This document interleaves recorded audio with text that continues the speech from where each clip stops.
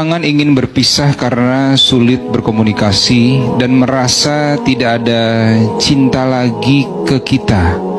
Sementara kita sudah berusaha keras untuk berubah sesuai keinginannya, tapi tetap dianggap salah di matanya. Memang di awal pernikahan kita sadar kalau kita keras, dan saat ini kita menyesali itu. Tapi setelah kita mulai sadar, pasangan sudah mati rasa. Harus seberapa sabar mempertahankan perkawinan, Ustadz? Kita sangat mencintai dan khawatir tentang nasib anak jika berpisah. Apakah rumah tangga bisa bertahan? Ustadz, amalan apa yang sebaiknya dilakukan dalam kondisi seperti ini? Terima kasih, Ustadz. Baik, problem ini sebetulnya alamiah, akan dialami oleh siapapun yang berumah tangga. Saya ulangi ya, problem ini akan alamiah bagi siapapun yang merasa berumah tangga. Kenapa? Karena declare ayatnya pertama kali sudah mengatakan, engkau pasti menemukan kekurangan di pasanganmu. Itu poinnya. Tapi kadang kesadaran itu menjadi berkurang karena setan bermain dengan cukup indah di situ. Provokasinya terlalu banyak. Apa yang pertama kali setan tanamkan pada pasangan ketika melihat pasangannya kurang baik terlihat adalah sikap putus asa. Melihat keadaan itu sehingga menyimpulkan sudah tidak mungkin kemudian untuk berjalan bersama-sama dan rahmat Allah tidak turun lagi di situ. Itu problem. Maka bagaimana kemudian menguji itu semua? Ada dua timbangannya. Pertama, lihat baik-baik pada konteksnya. Satu, konteks perbedaan apa yang muncul di antara keduanya itu? Apakah sikap atau perbuatan maksiat? Gitu. Bedakan. Secara fikih nanti berbeda hukumnya.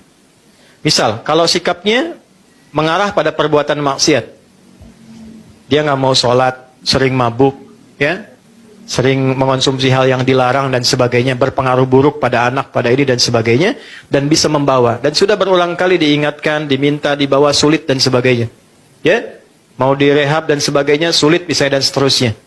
Nah, sementara pengaruh-pengaruhnya tetap kuat dalam kehidupan keluarga dan bisa menjauhkan. Yang paling utama adalah ya dari ketaatan kepada Allah Subhanahu wa taala. Maka muncul skema nanti. Dan cara skemanya Quran surah keempat ayat 34 sampai 35. Puncaknya nanti di Quran surah ke-65-nya dengan namanya langsung. Ayat 34, ayat 35 memberikan jalan keluar. Satu, dari komunikasi fa'idhuhunna. Dua, wahjuruhunna fil madaji, mengecek cintanya masih ada atau enggak.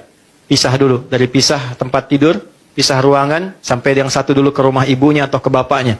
Untuk ngecek ada kepedulian enggak, tanya enggak, kan? Masih peduli enggak, dan seterusnya. Enggak ada sama sekali, tetap larut dalam perbuatannya. Masuk yang kedua, ayat 35. Fa in khiftum shiqaqa bainihima fab'athu hakaman min ahli wa hakaman min ahliya. Kalau enggak bisa sendirian menyelesaikan, maka cari ruang kepada pihak yang ketiga. Pertama paling dekat keluarga, wali dulu.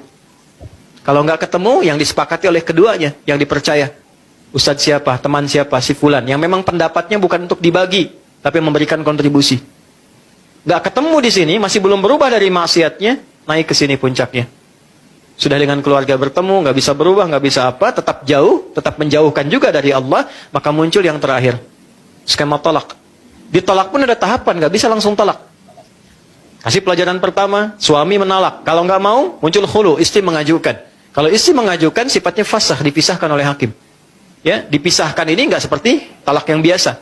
Kalau yang biasa, rujuk sekali, memperbaiki. Itu rujuk itu jangan dipandang rujuk, nggak begitu. Ya, 3 kali suci itu diberi jeda supaya berpikir. Jadi spirit tolak awalnya bukan memisahkan, awalnya menyatukan.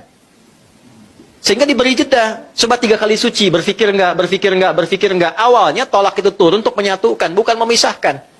Tapi ketika ini bengal tidak berubah, misalnya tetap dalam konteks maksiatnya, maka muncullah perpisahan. Ya, itu pun masih mau dirujuk apa enggak? Kalau enggak ya sudah, kalau yang perempuannya nikah lagi selesai. Kecuali ini selesai nyambung lagi. Ini dalam konteks maksiat. Tapi dalam konteks perilaku yang bukan maksiat, misal karakter keras, ya kan? Macam-macam lah, silahkan keluarkan karakter 1, 2, 3, 4, 5 dan seterusnya. Sepanjang itu karakter, maka balik ke ayat tadi. Aku pasangkan, kata Allah, dia dengan karakternya kepadamu, karena hanya engkau yang bisa mendulang pahala dari sifat kurangnya untuk mengeluarkan sifat baikmu. Pahalanya ada di situ. Kan pengen surga, pengen baik, pengen mulia. Tapi bukan berarti terus-terusan begitu, bukan. Nanti ada jalannya. Ada jalannya. Maka yang pertama apa yang harus dilakukan? Satu, serahkan dulu kepada Allah dengan menerima. Ya Allah, terima kasih Engkau kirimkan dia untukku. Ya kan? Bukan yang lainnya. Untuk meningkatkan sisi-sisi positif yang mungkin aku bisa tampilkan dalam kehidupan. Satu poin. Dua, saya agak cepat. Minta sama Allah, doa.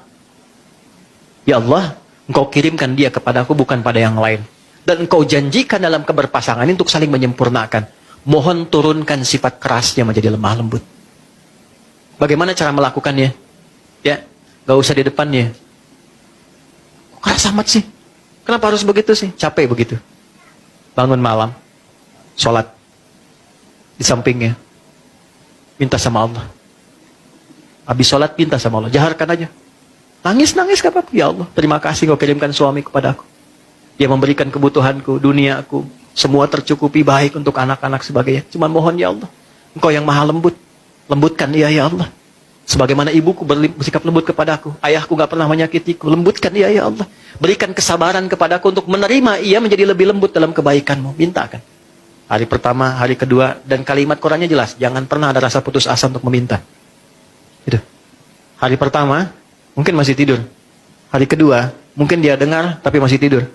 Hari ketiga, mungkin dia bisa datang memeluk Anda dan minta maaf pada Anda. Ketika ada makhluk yang sulit ditaklukkan dengan makhluk lagi, minta kepada Khalik untuk melembutkan dan menaklukkannya. Itu sudah ditempuh atau belum? Ya kan? 3. Pelan-pelan. Datangi pasangan. Tapi bukan untuk mencari kekurangan. Minta maaf kepadanya. Satu aja lu. Dan gak usah gengsi. Aku minta maaf.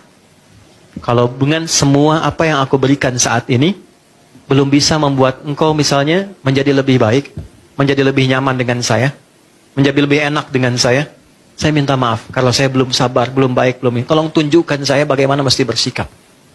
Minimal turunkan dulu tensinya. Setidaknya ada rasa maaf yang turun. Kalau sudah sedikit frekuensinya turun, lebih mudah untuk menatanya. 3, kalau belum bisa dilakukan, terakhir, ayat 35. Faba'athu hakaman min ahlihi wa hakaman min ahliha. Cari orang bijak yang bisa didengar. Kalau 1 dan 2 sudah tidak bisa saling mendengar satu dengan yang lainnya. Cari orang bijak untuk memberikan nasihat-nasihat terbaik.